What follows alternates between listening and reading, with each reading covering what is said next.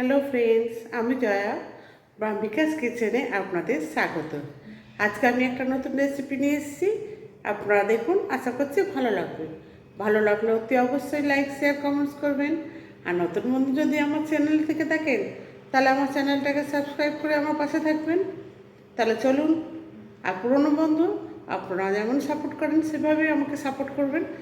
চলুন তাহলে রেসিপিটা দেখে নেওয়া যাক। রেসিপিটা বানানোর জন্য আমি এখানে একটা ঝিঙে নিয়েছি। ঝিঙেটাকে আমি এভাবে খোসা ছাড়িয়ে নিচ্ছি। নিয়ে এবারে এইভাবে ঠিক কেটে নেবো লম্বা লম্বা করে, আলু ভাজার মতো। এবার আমি এখানে কতগুলো শিম নিয়েছি, শিমগুলোকে ঠিক এভাবে কেটে নিচ্ছি। বেগুন নিয়েছি একটা, বেগুনটাকেও আমি ঠিক এভাবে লম্বা লম্বা করে কেটে নেবো। লম্বা লম্বা করে কেটে নিচ্ছি। এবার আমি এখানে আলু নিয়েছি, আলুটাকেও ঠিক আমি এভাবে লম্বা লম্বা করে কেটে নিচ্ছি। এবার আমি একটা আলুগুলো কেটে নিয়েছি, নিয়ে এবার একটা টমেটো নিয়েছি, টমেটোকে ছোটো টমেটো নিয়েছি, সেটাকেও আমি 4 ভাগে ভাগ করে কেটে নিয়েছি।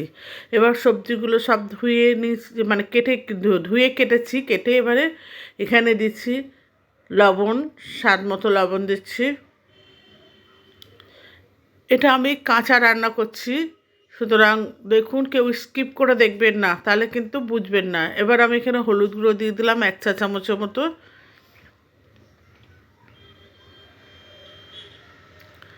আর দিয়ে দিচ্ছি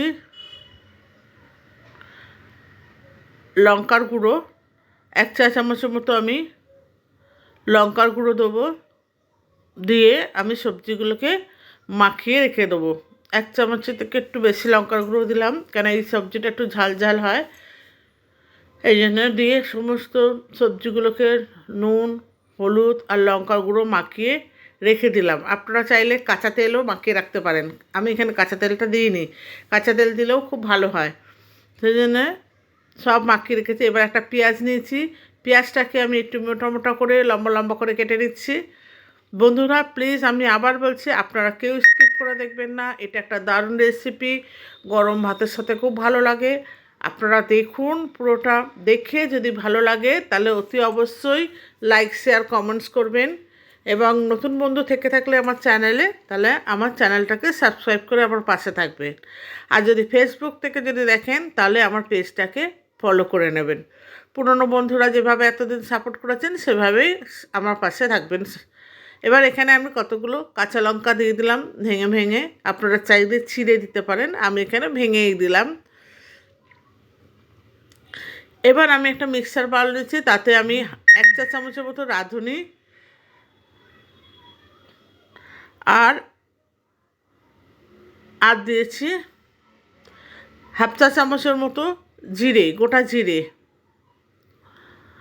এটা রাঁধুনি ছাড়া এই সবজিটা ভালো লাগবে না, তাই এখানে আমি রাঁধুনি দিয়ে করছি। এবার দিয়েছি কতগুলো রসুনের কোয়া, দিয়ে একটা পেস্ট বানিয়ে নিয়েছি, দেখুন এইভাবে। এবার এখানে আমি নিয়েছি প্রায় 400 গ্রামের মতো মোরলা মাছ। মোরলা মাছগুলো মানে ভালো করে ধুয়ে কেটে নিয়েছি, দিয়ে এখানে হলুদ আর নুন দিয়ে আমি এটাকে ম্যারিনেট করে রেখে দেবো।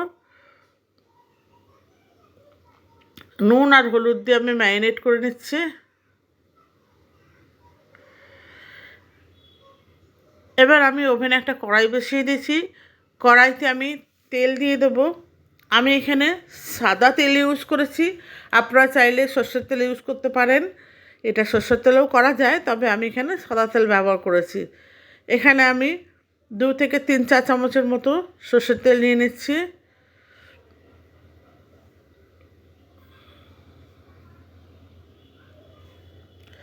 এবার এখানে দিয়ে দিচ্ছি 1/2 চা চামচের মতো কালো জিরে। এখানে ফোড়ন কালো জিরেই লাগবে, কেন অন্য কিছু দিলে টেস্টটাও ভালো লাগবে না, তাই কালো জিরে আর 2টো শুকনো লঙ্কা ফোড়ন হিসাবে দিয়ে দিচ্ছি। আপনারা কে এইভাবে মোরলা মাছ রান্না করেছেন, কমেন্টস বক্সে আমাকে কমেন্টস করে জানাবেন। এবার আমি মোরলা মাছগুলো আমি তেলের মধ্যে দিয়ে দিলাম, জাস্ট হালকা করে একটুখানি করে নেবো, পুরো ফ্রাই করব না, কেন যেহেতু এটা কাঁচা পুরো রান্না হচ্ছে। দিয়ে একটু হালকা হাতে নেড়ে নিচ্ছি,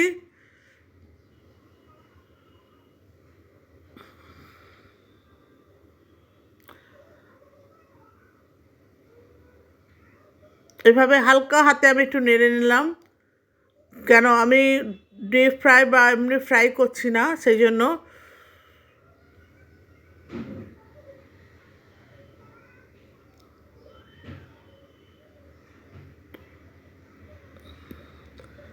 ব্যাস এইভাবে নাড়া হয়ে গেল, আমার ভাজাও হয়নি কিছু না, এটা কাঁচাই রইলো। এইবার আমি সবজিগুলো, যে সবজিগুলো আমি ম্যারিনেট করে রেখেছিলাম সেই সবজিগুলো আমি এখানে দিয়ে দিলাম। দিয়ে এইবারে আমি এটাকে কোনো জল ব্যবহার করব না, কিচ্ছু না, আমি এটাকে নেড়ে মানে এমনি ঢাকা দিয়ে দিয়ে রান্না করব। ঢাকা দিয়ে দিয়েছিলাম, এবার 2-3 মিনিট পর আমি এটাকে খুলে আবার নাড়া দিয়ে দিচ্ছি।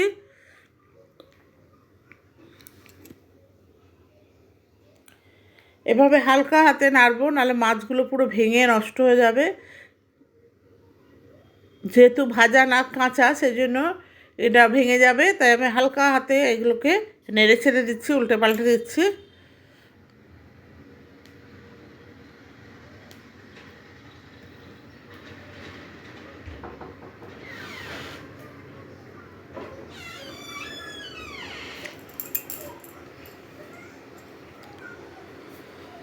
এবার আমি এখানে রাঁধুনি আর জিরে বাটাটা দিয়ে দিলাম। রাঁধুনি, জিরে আর রসুন। আমি এখানে কাঁচা লঙ্কা দিইনি, আপনারা চাইলে এখানে কাঁচা লঙ্কা ইউজ করতে পারেন, কারণ ঝালটা আপনাদের উপর নির্ভর করবে, আপনারা কীরকম ঝাল খান সেই হিসাবে ঝালটা দেবেন। লবণটাও তাই, নুনটাও আপনারা আপনাদের মতো দিয়ে নেবেন। দিয়ে এবার মশলাটা যাতে মিশে যায় সেই জন্য আমি নেড়ে দিচ্ছি হালকা হাতে।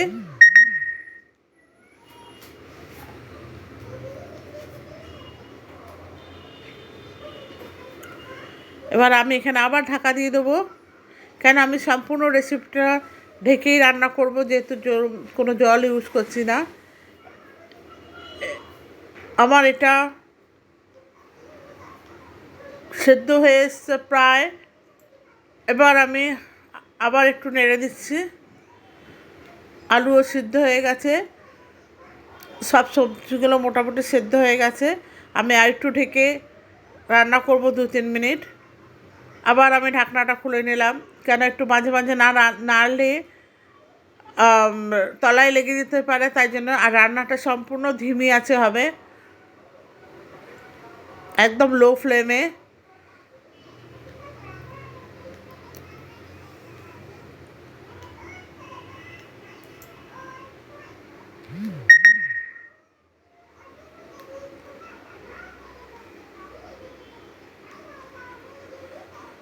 বন্ধুরা, ভিডিওটি ভালো লাগলে অতি অবশ্যই লাইক, শেয়ার, কমেন্টস করে আমার পাশে থাকবেন।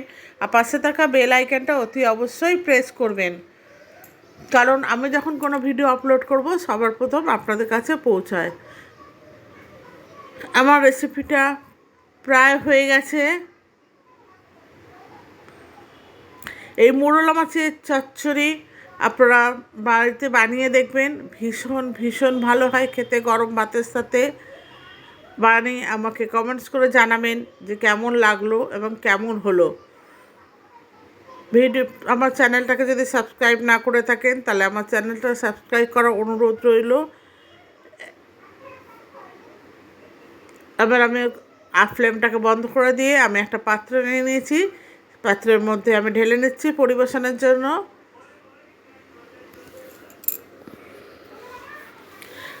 আপনারা চাইলে লাস্টে ধনেপাতাও দিতে পারেন উপর থেকে ছড়িয়ে, আমি দিইনি। বন্ধুরা, আজকে এই পর্যন্ত, আবার দেখা হবে অন্য একটা নতুন রেসিপিতে। ততদিন পর্যন্ত আপনারা ভালো থাকুন, সুস্থ থাকুন। আপনাদের জন্য আমার আন্তরিক ভালোবাসা।